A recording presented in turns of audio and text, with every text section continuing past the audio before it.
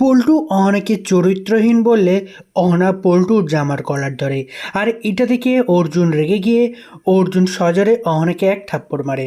আর অহনাকে যখনই থাপ্পড় মারে এটা দেখে তো দুর্গাদেবী অবাক হয়ে যায় এবং দুর্গাদেবী রেগে গিয়ে অর্জুনকে কথা শোনায়। হ্যাঁ বন্ধুরা, ঠিক এমনটাই দেখতে চলেছে। এপিসোডের শুরুতে দেখা যায় যে অর্জুন বাড়িতে চলে আসে। আর অর্জুনকে দেখে তখন বড় বৌদি বলতে থাকে যে কী ব্যাপার অর্জুন, তুমি এত রেগে আছো কেন? তখন অর্জুন তার ভাবিকে বলতে থাকে যে ভাবি, কি আর বলবো, কিছু তো আর বলার বাকি নেই। আমার যার সাথে বিয়ে হয়েছে না, সে একটা বাচ্চালার মেয়ে। আর এই কথা শুনে তো সকলেই অবাক হয়ে যায়। তখনই দেখা যায় যে সেখানে দাঁড়িয়ে থাকা অর্জুনের মিতা ভাবি বলে ওঠে যে অর্জুন, তুমি অহনার নামে এরকম কথা বলে অহনাকে ছোট করবে না। তখন দেখা যায় যে মিতা ভাবির এই কথা শুনে তো অর্জুন রেগে যায়। অর্জুন রেগে গিয়ে তখন মিতা ভাবিকে বলতে থাকে যে ভাবি, তুমি চুপ করে থাকো, তুমি অহনার হয়ে কোনো কথা বলতে আসো না। তুমি অহনাকে কতদিন থেকেই বা চেনো? তুমি বলো তো, তুমি কদিনকে চেনো? আমি যা নিজের চোখে দেখে এসেছি না, তারপর থেকে তাই বলছি যে তুমি অহনার হয়ে কোনো তারিফ করো না। তুমি চুপ করে দাঁড়িয়ে থাকো প্লিজ। তখন এই কথা শুনে তো সকলেই অবাক হয়ে যায়। ঠিক সেই মুহূর্তে দেখা যায় সেখানে অর্জুনের পিসি চলে আসে। আর অর্জুনের পিসি এসে অর্জুনকে বলতে থাকে যে ও ছোটু, কি হয়েছে বলতো? তুই বাড়িতে এসে এভাবে রেগে গেছিস কেন? কি হয়েছে? কিছু কি ঘটেছে নাকি? নাকি কিছু আবার ওই ছোটো বউ কিছু কাণ্ডে ঘটলো নাকি? ঠিক সেই মুহূর্তে সেখানে পল্টু দাদাও চলে আসে। আর পল্টু দাদা আসতেই তখন অর্জুন পল্টু দাদাকে বলতে থাকে যে পল্টু দাদা, তুমি ঠিক কথাই বলেছিলে।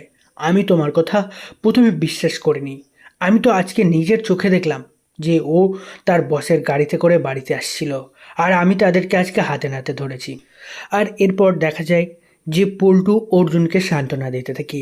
আর এদিকে তখন দুর্গাদেবী পল্টুকে বলতে থাকে যে পল্টু, একটু আস্তে কথা বলতো, বাড়িতে সমস্ত মেহমান আছে না। তখন দেখা যায় যে পল্টু দুর্গাদেবীকে বলতে থাকে যে মামিমা, আমি তো আস্তেই কথা বলছি। এরপর দেখা যায় যে পল্টু অর্জুনকে জিজ্ঞাসা করে যে অর্জুন, তুই তো এবার আমার কথা বিশ্বাস করছিস তো? আমি তো বলেছিলাম তুই যতক্ষণ না নিজের চোখে দেখবি ততক্ষণ কিছুই বিশ্বাস করবি না। তখন দেখা যায় যে অর্জুন বলতে থাকে যে দাদা, আমি নিজের চোখে দেখেছি। নিজের চোখে না দেখলে তো আমি বিশ্বাসই করতে পারতাম না। তখনই দেখা যায় যে দুর্গাদেবী বলে ওঠে যে কি দেখেছিস রে অর্জুন, কি হয়েছে কি, সে কথা আমাদেরকে বল তো।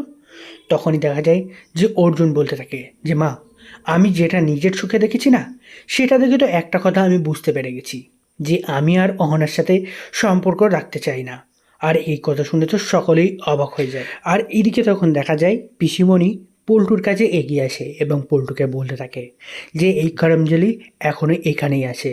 তোর নতুন বউ যদি এখানে দেখতে পায় না তোকে, তাহলে কিন্তু সে খারাপ ভাববে। তুই তার রুমে যা।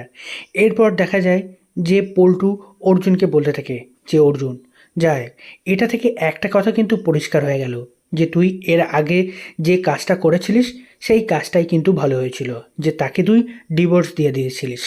আর এইদিকে এই কথা শুনে তো অর্জুনের বড় বৌদি রেগে যায়। সে রেগে গিয়ে তেড়ে আসে তাদের কাছে এবং বলতে থাকে যে পল্টু দাদা, তুমি আবারও এই অর্জুন আর অহনার সংসার নষ্ট করার চেষ্টা করছো, তাদের সম্পর্ক ভাঙার চেষ্টা করছো। এদিকে তখন অর্জুনও রেগে যায় এবং রেগে গিয়ে দুর্গাদেবী তার মাকে কথা শোনাতে থাকে।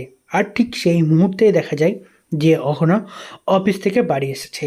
আর অফিস থেকে বাড়ি এসেই যখন দেখছে যে অর্জুন তার মা তার শাশুড়ি মায়ের উপরে চেল্লাচ্ছে, তখনই দেখা যায় যে অহনা পেছন থেকে বলে ওঠে যে কী ব্যাপার, কি হয়েছে? এখানে নিশ্চয়ই সকলকে ডেকে পঞ্চায়েত বসানো হয়েছে, তাই না? আচ্ছা, কি হয়েছে কি? আর কি এমন ঘটেছে যে যার জন্য এখানে পঞ্চায়েত বসানো হয়েছে? ঠিক তখনই দেখা যায় যে অর্জুন অহনাকে দেখে রেগে যায় এবং রেগে গিয়ে সে অর্জুন বলতে থাকে যে অহনা, তুমি এখানে, তোমাকে এখানে আসার পারমিশন কে দিয়েছে? তোমাকে এখানে কে আসতে দিয়েছে? তখন এই কথা শুনে অহনা বলতে থাকে কেন, আমাকে এখানে আসার জন্য কে পারমিশন দেবে? আর আমার এখানে আসার জন্য না কারোর পারমিশন লাগবে না। আমি যখন খুশি আসতে পারবো, বুঝতে পেরেছ? তখন দেখা যায় যে অর্জুন বলতে থাকে ও তাই নাকি? ঠিক তখনই দেখা যায় যে দুর্গাদেবী অহনাকে জিজ্ঞাসা করে যে ছোট বউ, কি হয়েছে কি? হঠাৎ তোদের মধ্যে কি এমন ঝামেলা সৃষ্টি হয়েছে? তখন এই কথা শুনে তো অর্জুন অহনাকে বলতে থাকে যে অহনা, তুমি বড় সবসময় খুব ক্রান্তিকারী হওয়ার শখ ছিল, তাই না? আচ্ছা, তোমার যদি সৎ সাহস থাকে তাহলে এবার তুমি সবার সামনে সত্যি কথাটা বলো, যেটা সত্যি আর যেটা আমি নিজের চোখে দেখে এসেছি সেই কথাটা তুমি সকলকে বলো। তখন এই কথা শুনে তো অহনা এক দৃষ্টিতে অর্জুনের দিকে তাকিয়ে থাকে।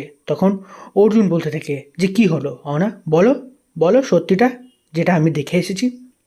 তখনই দেখা যায় যে অহনা অর্জুনকে উদ্দেশ্য করে বলে যে সত্যি, সত্যিটা হলো এই যে যে তুমি আমাকে চরিত্রহীন বলে দাবি করেছো।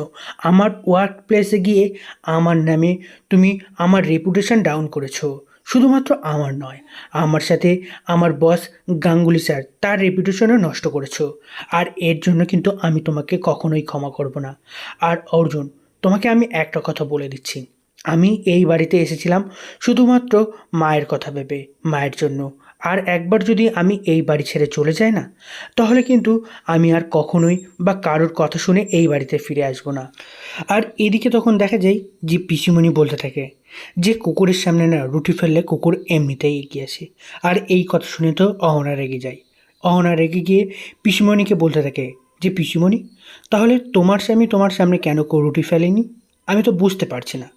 আমি তো শুনেছি তোমার স্বামী মারা যাওয়ার আগে নাকি তোমার ওপর খুব অত্যাচার করতো, কিন্তু এখন তোমাকে দেখে, তোমাকে জানার পর মনে হচ্ছে কি জানো, যে তোমার স্বামী তোমার সাথে ঠিক কাজ করতো। এখন এখানে আমাকে মনে হয় যে সব দোষ তোমারই ছিল, তোমার জন্যই তোমার পাপের সাজা পেতে। সব দোষ যে ওনার ছিল তা না। এখন তো আমি বুঝতে পারছি যে কার জন্য তোমাদের সংসারটা নষ্ট হতে বসেছিল। আর তখন দেখা যায় যে পল্টু দাদা রেগে যায়, রেগে গিয়ে অহনার দিকে তেড়ে আসে। আর তখন অহনা ধমক দিয়ে বলে ওঠে যে কি হচ্ছে, কি কি হচ্ছে? আর তখনই এই বলে পল্টু মানে পল্টুর জামার কলার ধরে আর অহনা। আর ওইদিকে অর্জুন এটা দেখে রেগে গিয়ে অহনার কাছে এগিয়ে যায় এবং অহনাকে সজোরে এক কষিয়ে থাপ্পড় মারি। আর এটা দেখে দুর্গা দেবী অবাক হয়ে যায়।